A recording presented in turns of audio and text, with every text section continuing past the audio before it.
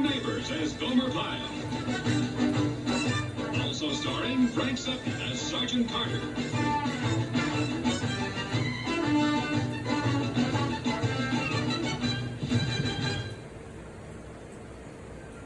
Now, the purpose of Operation Lightning Bolt is to test the new Mark 14 mobile rocket launcher under combat conditions.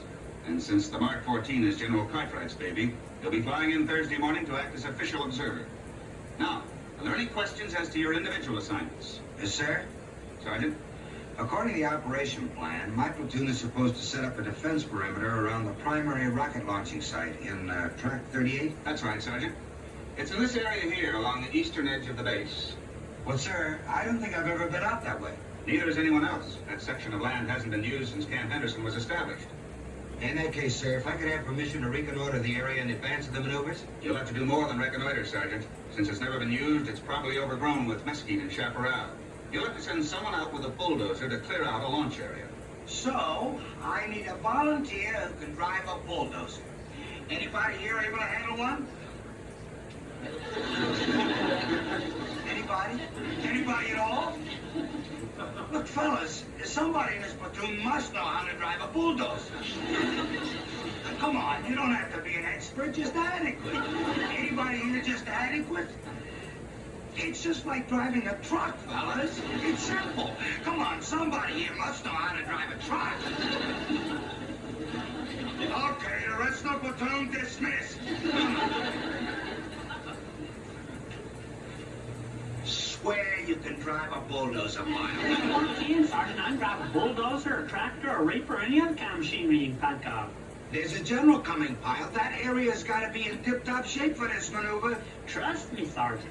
Oh, I wish you hadn't said that. Sergeant Carter, I know how important this is to you. Well, don't worry, I'll do a real fine job for you. Okay.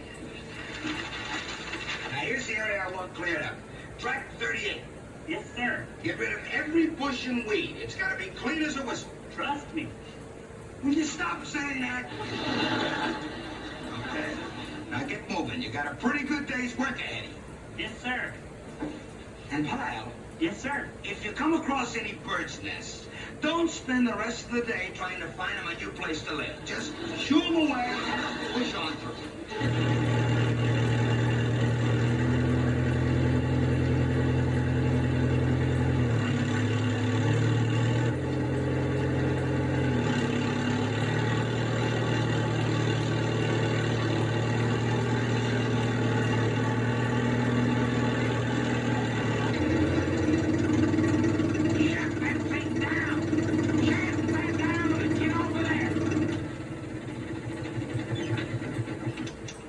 I'm sorry, mister. I didn't even see you. Last thing I expected way out here was a pedestrian. Well, you might say the last thing I expected to see out here was a trespasser.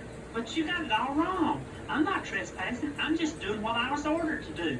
Clearing all the brush and weeds off of Section 38 on this here map. Well, that makes you a trespasser, because that track 38, or whatever you call it, belongs to me. It's my property. Weeds included. But it says right here, property of the United States government. This property is mine. Now, just take my word for it. But, sir, this is Camp Henderson, a Marine base. I know that. I know all about that. This property is mine. Now, if you'll come with me, I'll prove it.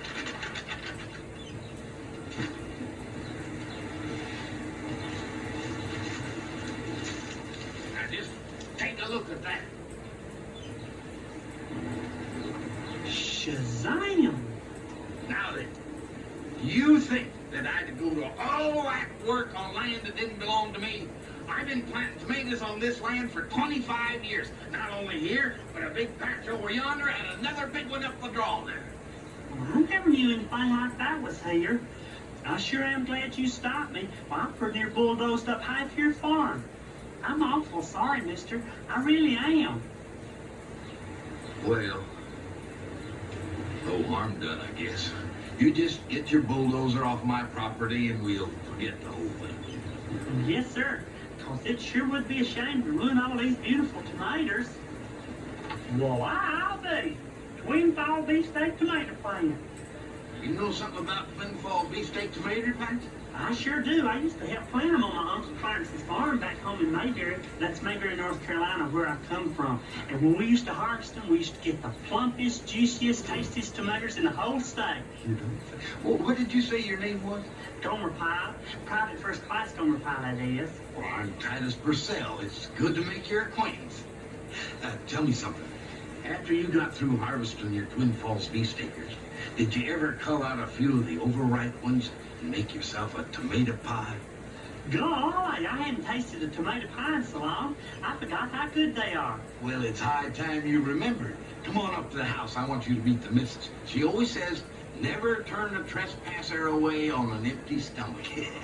And to think that I've been here at Camp Henderson all these years and I never seen you once. Shoot, we're practically neighbors. Would you like to finish up the last slice, Gomer? How about another cup of coffee? It's awful kind of you, Miss Purcell, but I really should be getting back. Well, we sure enjoyed having you, Gomer. It's always a pleasure to meet a nice country boy like you.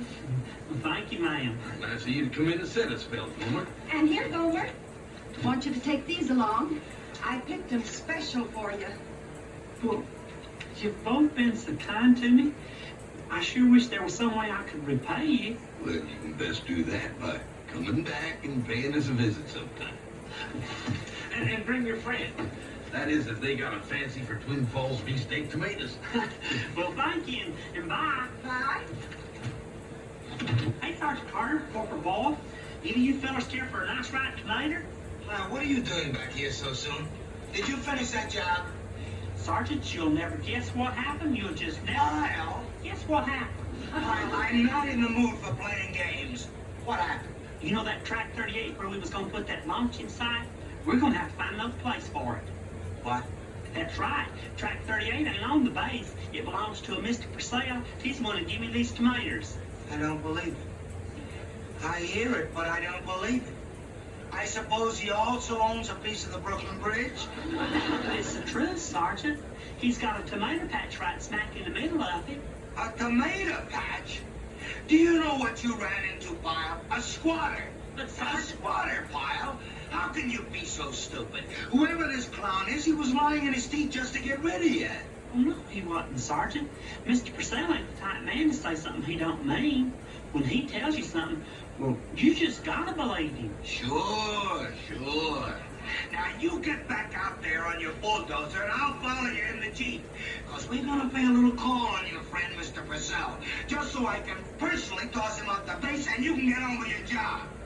Well, Gomer, back so soon, and you brought a friend. Well, not a friend, sir. His sergeant, which ain't exactly the same thing. Well, any sergeant of Gomer's is a friend of ours. Come on in, boy. Maud. Maud.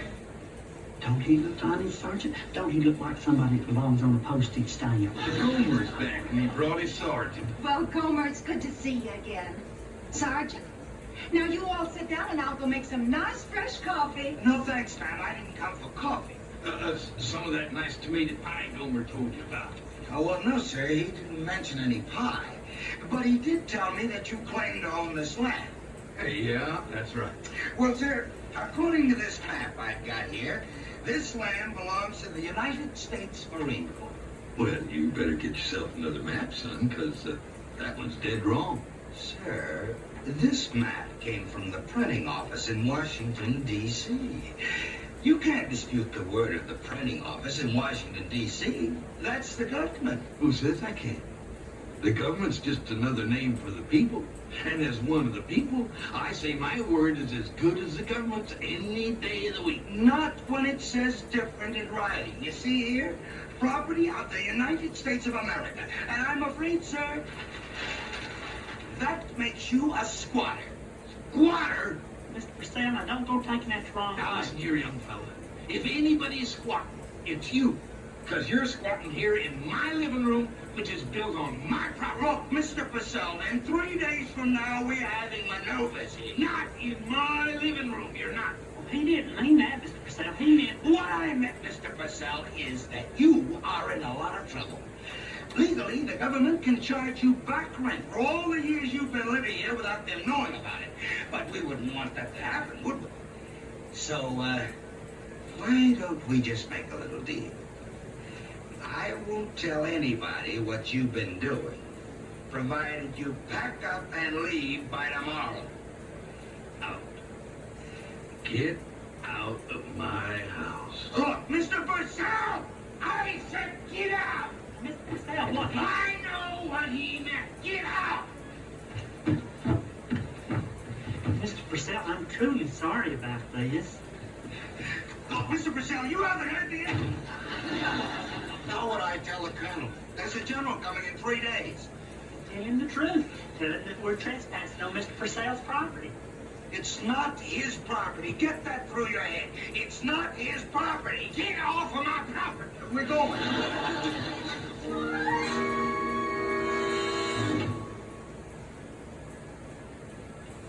Let me get this straight, Sergeant. Are you trying to tell me some farmer is building himself a shack within the confines of a military reservation? Yes, sir. Of course, I tried to use diplomacy. I told him he'd have to leave, but he wouldn't budge. A farmer growing tomatoes on marine property. It doesn't make sense. Excuse me, sir. You wouldn't say that if you could see them tomatoes. They're just as nice and plump and juicy. And it ain't a shack they live in. It's a real proper home. Well, who are they? Where did they come from? Sergeant, we better have the base legal officer handle this. If you'll just pick up Lieutenant Carruthers and drive him out to the farm, I'm sure he'll send this Purcell fellow packing in no time. Well, Gomer, another pleasant surprise. He's back again. Yes, sir. And we brought Lieutenant Carruthers with us. And if you don't mind us intruding, well, he'd like a word with you. You seem like a reasonable, intelligent man. You'll just let us in. I'm sure we can straighten this out in a matter of minutes. Will.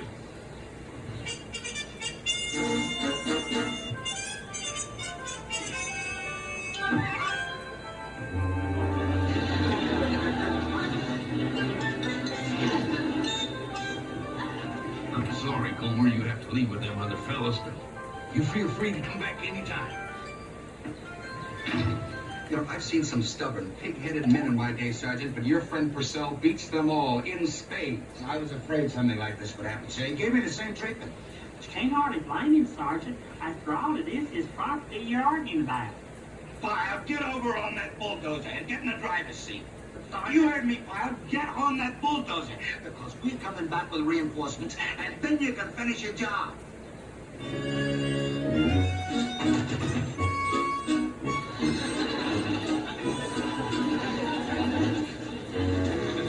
So you see, sir, despite what you might think, this land has been the property of the federal government for over 100 years, and we have the proof. Lieutenant Carruthers? Yes, sir. This is a photostatic copy of a will, dated July 7, 1866, signed by Mr. Kyle Weatherby, owner of record at that time, granting the area now known as Camp Henderson to the United States government. And I can assure you it will stand up in any court in the land. What about that, Mr. Purcell? Ooh, it's an authentic copy, all right. There must be some mistake, Sergeant. Mr. Purcell wouldn't lie. I just know he wouldn't. I know all about that, Will. Because while you was digging up that piece of paper, I was doing a little digging up myself. Now, this here is the original copy of Kyle Weatherby's will. Original? I don't understand. What would you be doing with it? Well, apparently you fellas didn't bother to read paragraph 4, section 9, the bottom of page 12 there. Now, it says there that when Kyle Weatherby gave this land away, he reserved a couple of small sections for the use of his descendants. Now, you fellas might be interested to know that Kyle Weatherby was my mother's great-grandpa, which makes me a descendant. And part of the land he left me was tract 38, which is about where you're sitting, Colonel. How about this, Lieutenant? Well, assuming that Mr. Purcell is in fact the lineal descendant of the late Kyle Weatherby, as he alleges to be, it is conceivable that... Lieutenant, if Mr. Purcell is the descendant, is this his land? I'm afraid so, sir. Then he does own this part of the camp. Did you hear that, Sergeant? You see, Colonel, I knew Mr. Purcell wouldn't lie. I just knew it. Well, that's the reason I believed him all along. All along. Hey,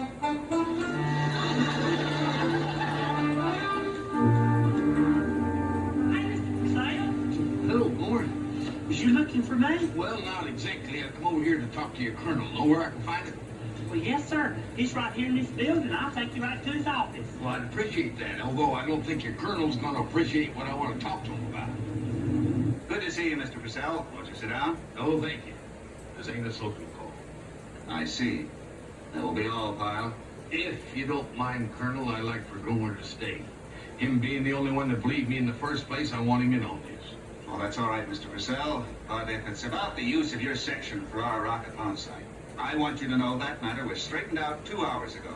I was going to send a messenger over to inform you. In fairness to you, we're going to use another part of the base and forget the whole matter. Well, ain't that nice, Mr. Purcell? Forget about it, I mean. They may want to forget about it, but I don't. Colonel, I was brought up to respect a man's word. Whatever he said, that was it, his bond.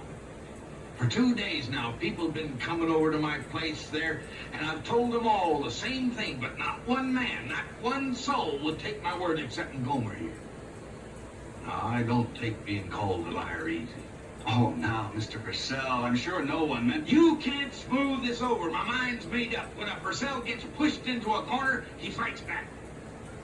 Now, that's why I'm claiming all that's mine. All that's yours? I don't understand. You got a copy of the will handy? Why, yes, right here. Take a look at page 12, paragraph 2, section 6. See something that interested to you? This deeds you not only section 38, but another section, too, number 104. That's right. Now, I don't know where 104 is, but wherever it is, starting as soon as I can, I'm planning on planting tomatoes. Shazam! Section 104 is right under our feet, Colonel. Headquarters building sitting smack right down in the middle of it. You wouldn't want to plant tomatoes here, Mr. Purcell, would you? Twin Falls beefsteak tomatoes. Is it true? I'm afraid so, sir. Legally, headquarters is on Purcell's land. And so is the house you and Mrs. Gray are living in, sir. Well, according to the land title, your house is in the northern boundary of Tract 104. Which means he can legally plant tomatoes in my driveway? His driveway, sir. Well, of course, realistically speaking, Purcell doesn't stand much of a chance of making his claim stick. Since an official military installation's already here, he can't really press to evict us. But the publicity from such legal procedures could prove, well, rather embarrassing just the same. Lieutenant, what do you think it would take to soften Purcell's attitude towards us to the extent that he'd be willing to forget the whole thing and go back to the status quo? Well, sir, a stubborn, proud fellow like that? I think an apology. An abject apology from the party Purcell considers responsible for the situation would do the trick. Good. Go and apologize abjectly. Sir, Lieutenant, we might not be in this mess if you would bother to read that document thoroughly. Sir, don't you think... Lieutenant, I want this situation straightened out before General Cartwright arrives this afternoon. I don't want anything like this hanging over our heads. Yes, sir. And as you yourself suggested, Mr. Purcell will be happy to accept your apology and forget the whole thing. So take care of it, Lieutenant. Consider it done, sir. And stay out. But, Mr. Purcell, please let me... I ain't interested in none of your apologies. But now just go and don't you ever come back now.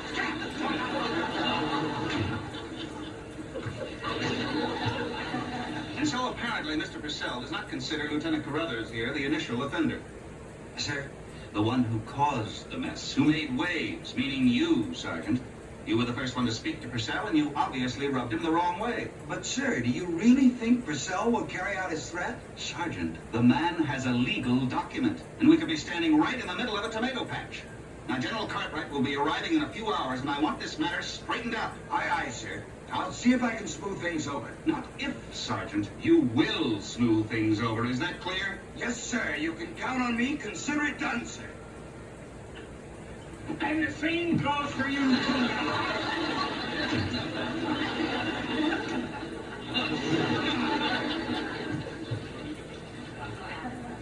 Sergeant Carter? Is everything all cleared up with Mr. Purcell? No, Pyle, it's not cleared up. You know whose fault this whole thing is? Yours, Pyle, yours. Mine, Sergeant? Yeah, yours. If you hadn't gotten so friendly with this guy in the first place, this never would have happened. You always have to be Mr. Friendly. Mr. Stupid is what you are. Mr. Gomer Stupid. I sure didn't mean to do anything Don't wrong. talk, Fire. Just don't talk. In less than 1 hour, a general's plane is landing here, and the colonel expects me to have everything patched up with your farmer friend. Thanks a lot, Pyle. You really did it to me this time. Thanks.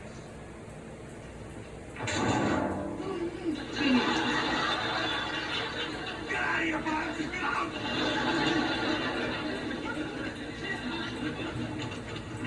Sergeant. Yes, sir? What about the Purcell matter? Everything straightened out? Oh, well, sir, I can't honestly say it is. But if the colonel will give me a little more time. You mean we're right back where we started? I'm afraid so, sir. That's just fine. General Cartwright's due any minute, and Purcell could barge in here waiting eviction notices.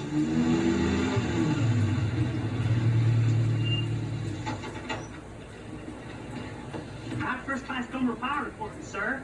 I know I'm supposed to be in formation, but I've got some good news, sir. Real good news. At ease. It's about Mr. Purcell, sir. Oh, really? Yes, sir. I was just over talking to him, and guess what? He ain't mad anymore. Everything's okay. What happened? Well, when I got out there, Mr. Purcell asked me if I was in the mood for a nice cup of coffee, and I said, well, are you going to have one? If you're going to have one, I'll have one. Then Miss Purcell, she brought out some fresh cinnamon-baked apples, and Mr. Purcell said, will you have one? I said, are you going to have one? Because if you'll have one, I'll have one. What does all that have to do with it? Well, it has a whole lot to do with it, sir. You see, country folks don't never sit down to discuss a business matter without first having a bite to eat. What business matter? I hope you don't mind, Colonel, but golly, we've got to get them from somewhere, and I thought we might as well get them from Mr. Purcell. Get what from Purcell? What are you talking about? Tomatoes, sir. You see, he never does sell all he grows, and, well, I know we just use tons and tons of them here in the mess hall, and so we decided the smart thing to do was to each scratch the other feller's back. I told him if he wouldn't press legal charges, that we'd buy all his surplus crop. That's all it took? Yes, sir, that's all. Did you get it in writing, Pyle? No, sir, I didn't have to. What do you mean? If you don't have anything in paper, how do we know we have a deal? But we have a deal, all right. See, he believed me, just like I believed him.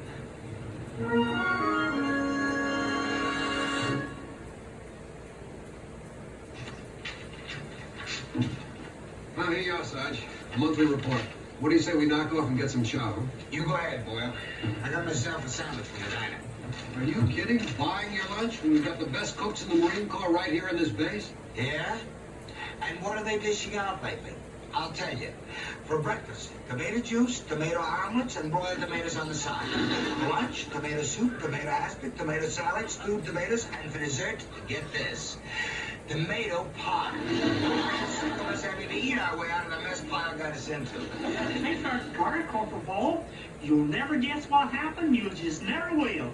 Got lost on the way back from town in the Jeep. Oh, no, Sergeant, nothing like that. I stopped off to say hello to Mr. Purcell, and he had the happiest news. He's gonna stop selling his tomatoes? Oh, no, Sergeant, just the opposite. He's doing so well in the tomato business now that he's going to take some of his profits and start growing corn. Corn? Yes, sir, and I'm sure I can make the same deal with him that I made on the tomatoes. Won't that be something, though? Now we can have some corn pancakes, corn sandwich, corn bread.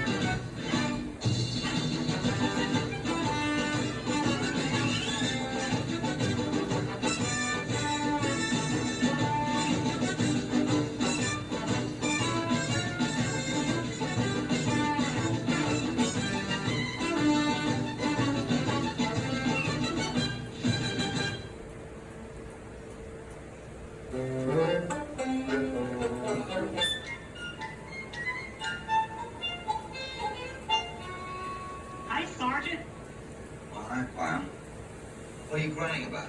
Well, don't you remember? Today's the day. The day? What day? The day I go home on leave. Don't you remember I put in for it way back in October? Oh, say, that's right. You're going home for a whole week, ain't you? I still can't believe it, Sergeant. Do you know how long it's been since I've been home? Exactly 42 months, 1 week, 2 days, 12 hours, give or take a few minutes. I don't blame you for being excited. It's a great feeling getting home. I remember when I had my last leave. What a thrill it was. Arriving in town and seeing that big banner. Welcome home, Vets. It was strung across Main Street, was it? No, it was strung across my mother's window. Whenever I get home, that clothesline comes down and the banner goes up. She must just be busting with pride having a son like you. Yeah, I guess. Well, here are your leave papers, Pyle. All signed and ready to go. Have a great trip. Thank you, Sergeant. I just can't wait to see the look of surprise on Andy's face when I walk in. I purposely didn't write to him. Oh? Well, have a good time. I just can't wait to see all those folks back there in Mayberry. Andy and Opie, Aunt Bee and Cousin Goober. Yeah, well, goodbye, Pyle. I'm sure you're anxious to get started. You remember Andy, Opie, Aunt Bee and Cousin Goober, don't you? You know, Andy's the sheriff of Mayberry. I know. Be sure to give my best. Andy, Opie, Aunt Bee, or Cousin Goober are all of them. Oh, go, Pyle. I'll be right. You picked your postcards, or if I have time, maybe even a letter. Goodbye, Pyle. Which do you prefer, Sergeant? One long, easy letter, or lots of picture postcards? Go, Pyle. What I'll do, Well, get out of here.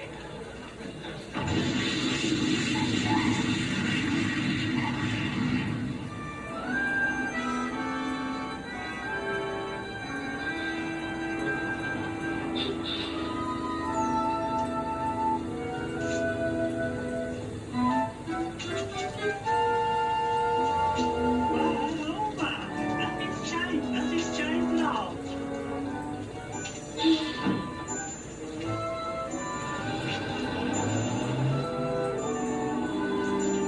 Hey, Grover, are you still here? Come on.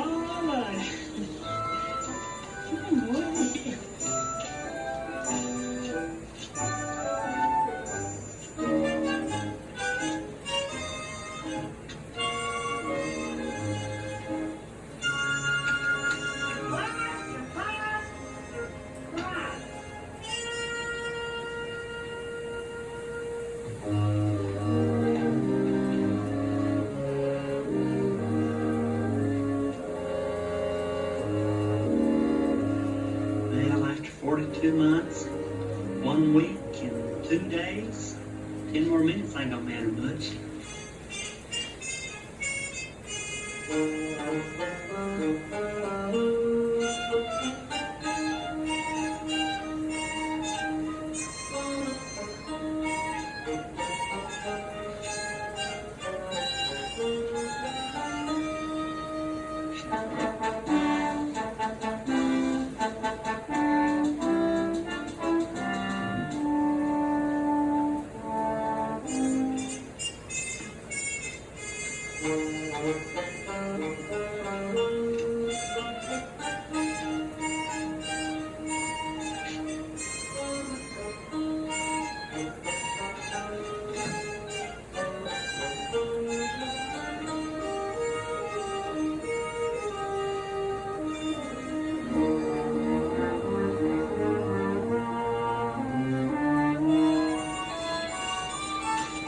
Hey, look, it shows where I'm going and everything.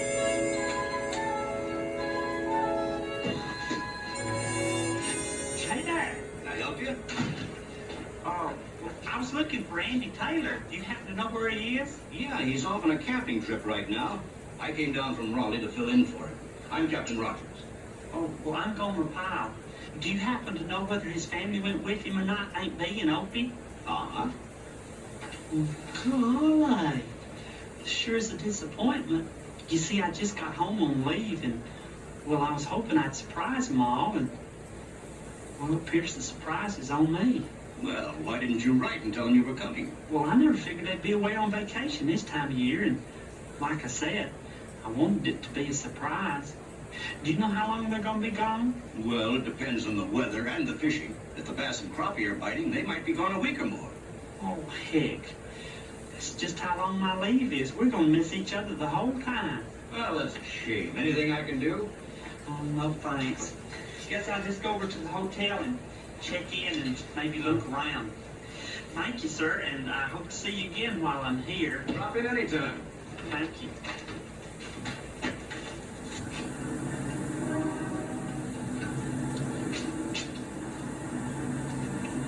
Hi, Mr. Ferguson.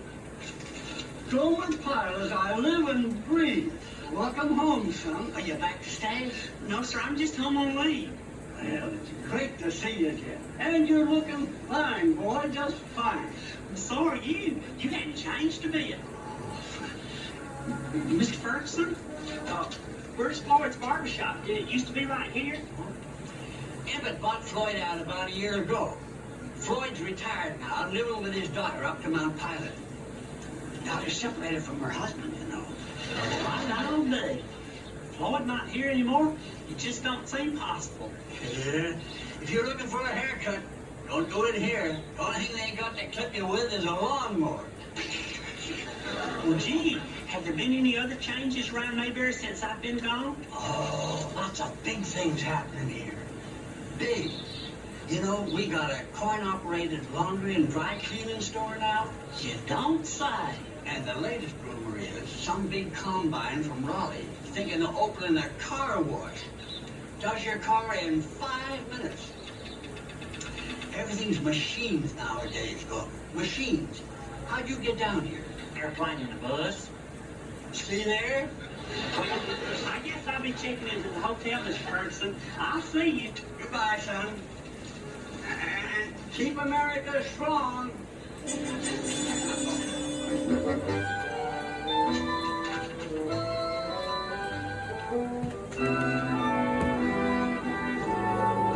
Miss Petrie. Hello, Lola. I haven't seen you for a few weeks. What have you been doing with yourself? Oh, well, I've been in the service, ma'am, in the Marines. You have? Did you just join up? No, ma'am. I've been in for 4 years. Is that long? Well, I just don't remember things like I used to. Oh, I understand. Sure was nice seeing you, Miss Petrie, and hope to see you again before my leave's over. Oh, Gomer, this isn't Christmas, is it? No, ma'am, it ain't. And I won't wish you Christmas greetings.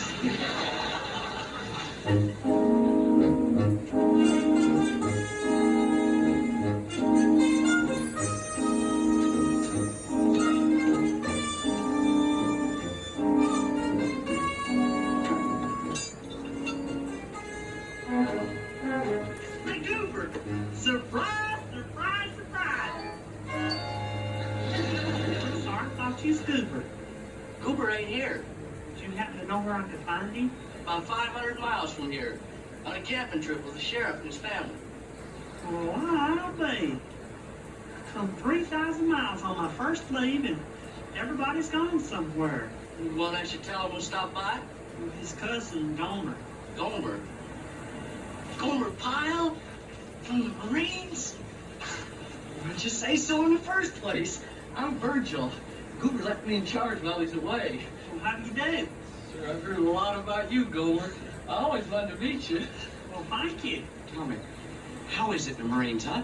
Well, just fine. Really get to say it much? Say what? Gung ho. Did you really say it? Yeah, we say it all the time. Say it once. Let me hear a real Marine say it. Gung ho! Oh, gone how you say that. Excuse me.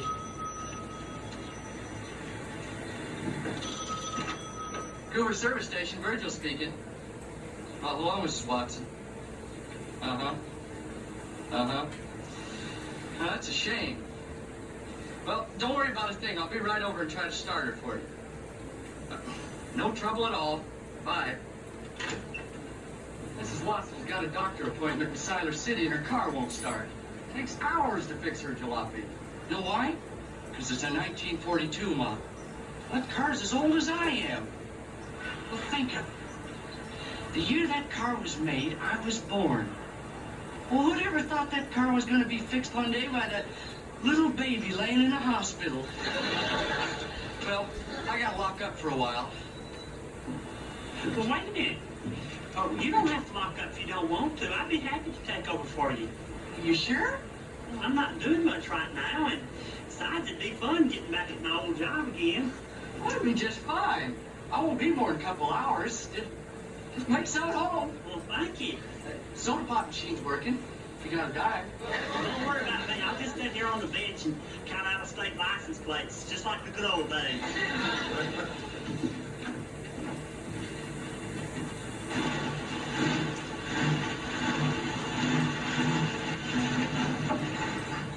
Hiya, fella. Say, how about a little service? Sure thing. Fill her up. No, we've got plenty of gas, but the engine's been acting up. Would you mind taking a look at it, please? Glad to.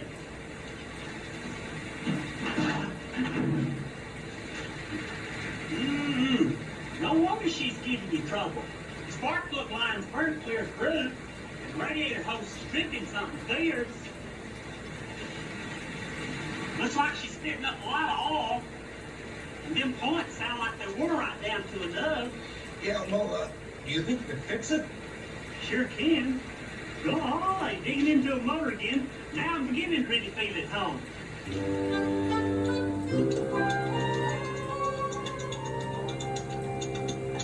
Well, will you be much longer?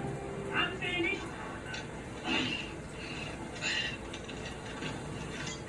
That car of yours is sure in some awful shape. What do you mean, even after you fixed everything? Well, I didn't fix everything. I still got that oil leak because I didn't have no new pinion seal. She'll be leaking on you while you drive it. At least she'll run you for a while. That's all right. Thanks a lot. Well, no need thanking me. It was a pleasure just getting the bill and grease all over me again. I make out your bill. Not officially working here, it wouldn't be fair to charge you labor, so I'll just charge you for the parts. You can pay cash or charge it. They honor most credit cards here. They honor one of these two? Here's what you got in the cash box. Make it fast.